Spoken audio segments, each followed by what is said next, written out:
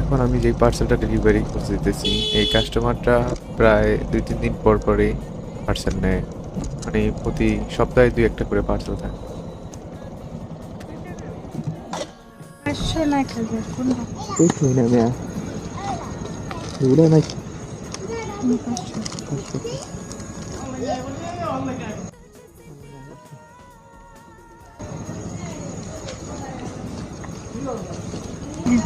সামনে দেখেন, একশোটার জন্য ডাইলে ভালো।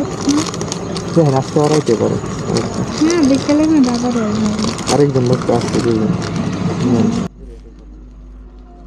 এই কাস্টমারটা বলছিল যে পার্সেলটা চেক করবো না, গেছিল যে কিন্তু পরে আবার আসলো যে পার্সেল নাকি মাঝে মধ্যে সমস্যা হয়, এর জন্য চেক করে নিল।